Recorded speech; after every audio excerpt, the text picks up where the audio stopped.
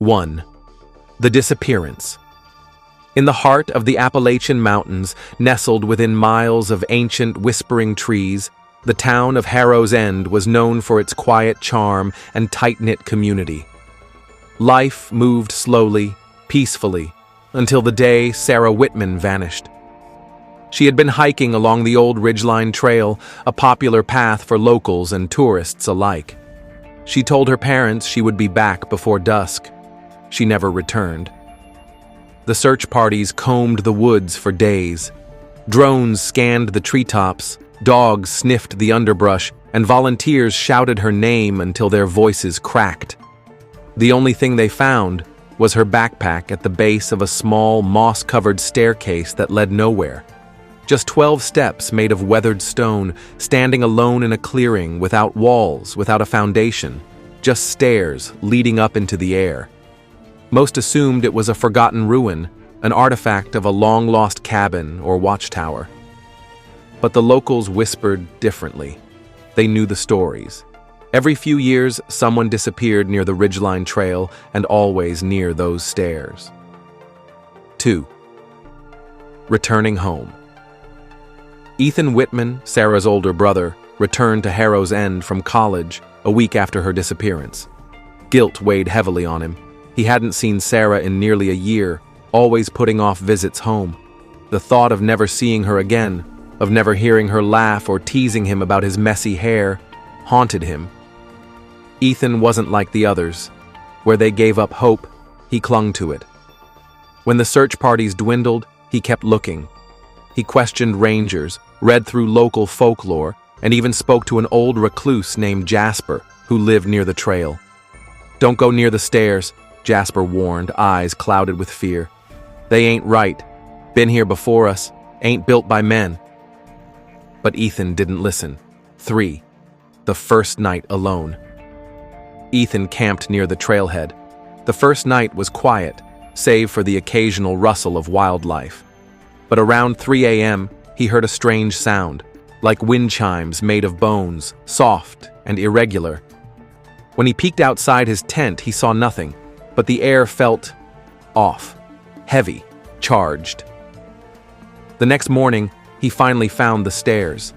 They stood exactly as the reports described, 12 stone steps, cracked and overgrown with moss, standing alone in a circle of dead grass.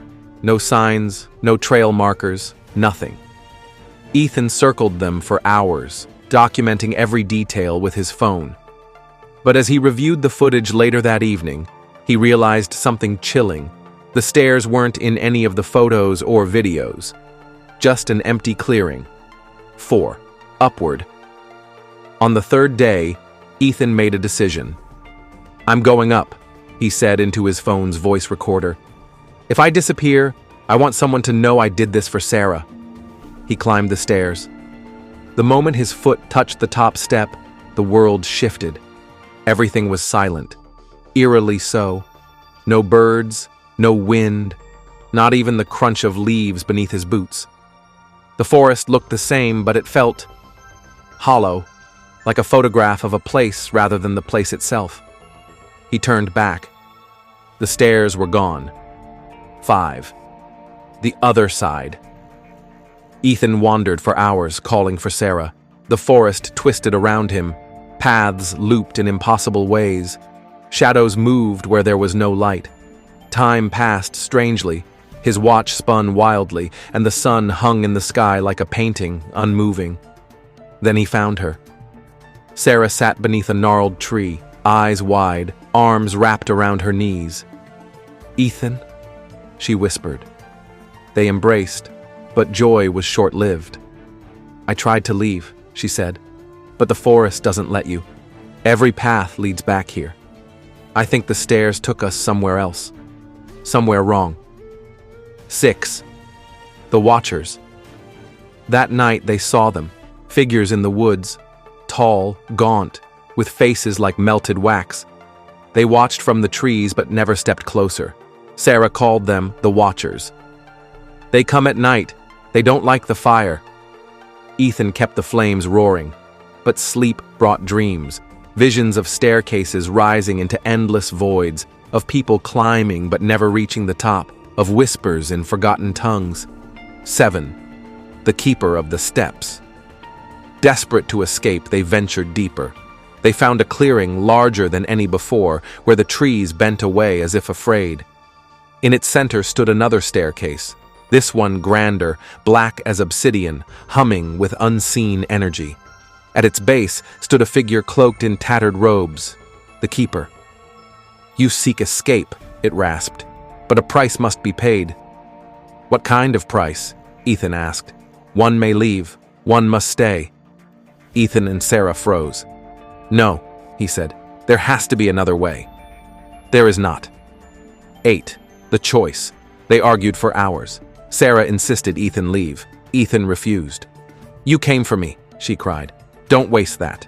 But he shook his head. "We'll find another way." That night, while Ethan slept, Sarah made the choice for him. He awoke on the ridgeline trail, alone, beside the old moss-covered stairs. His phone buzzed. It was a message, an unsent draft from Sarah. "Tell Mom and Dad I love them. I'm sorry." 9. Legacy. Ethan returned to Harrow's End, a changed man.